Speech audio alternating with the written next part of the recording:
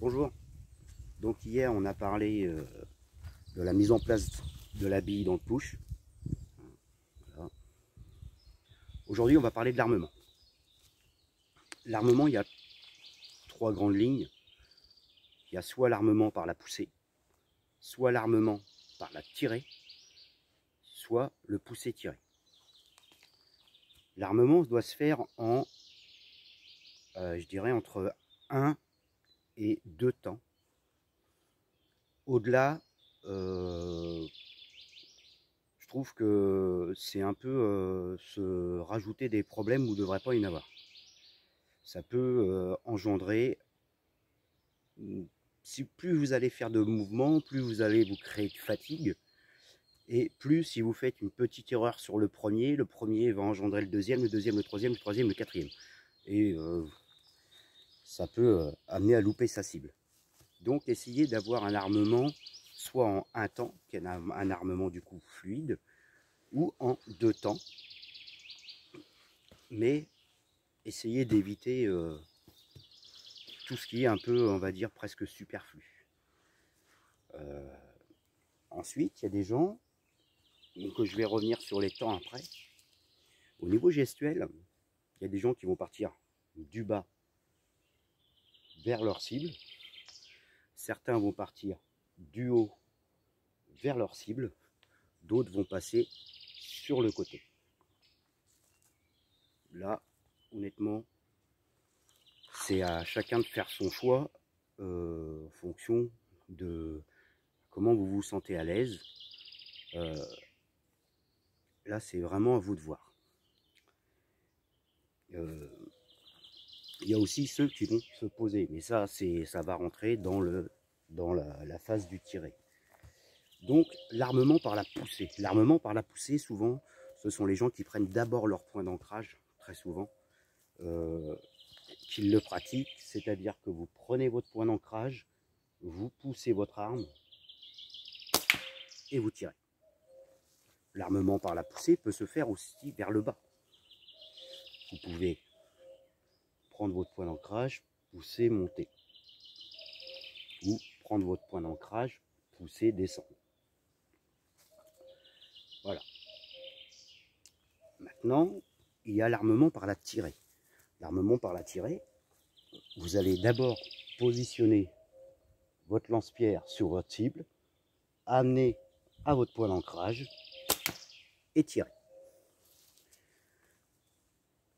Cette façon du tirer peut et est même souvent utilisée par les gens qui tirent en middle, en demi-butterfly ou en butterfly complet. C'est une très très bonne technique, surtout que sur le butterfly, parfois il n'y a pas besoin d'un gros tirage. Donc c'est une technique assez souple, qui est très stable. Donc c'est aussi une très très bonne technique. Et ensuite, vous avez donc le pousser-tirer, où là, c'est un mix entre le pousser et la tirer, où là, ce sont les deux bras simultanément qui travaillent ensemble jusqu'au point d'ancrage, ou pareil comme la tirer, pour ensuite le middle, le demi ou le full. Donc, moi j'utilise cette technique-là.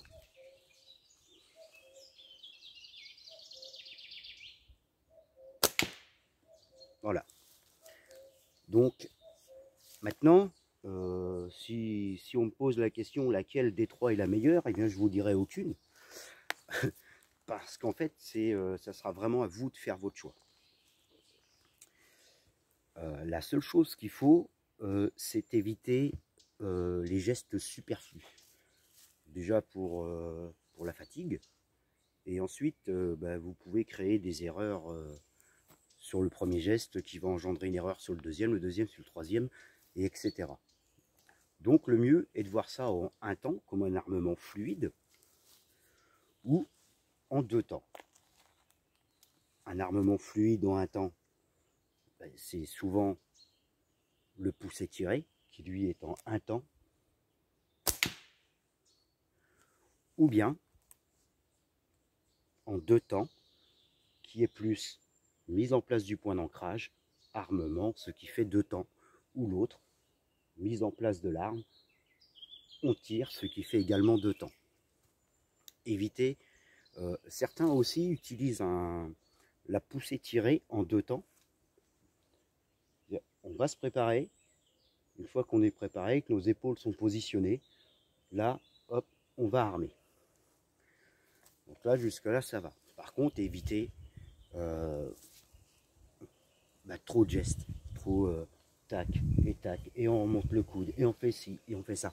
Ça fait beaucoup trop de temps qui peuvent générer des erreurs et une fatigue non utile en fait. Donc voilà en ce qui concerne l'armement. Donc je répète, hein, qu'il soit du bas vers le haut, du haut vers le bas ou sur la latérale, c'est ça, peu importe. Mais il faut minimiser absolument les gestes superflus non utiles. Voilà. Merci.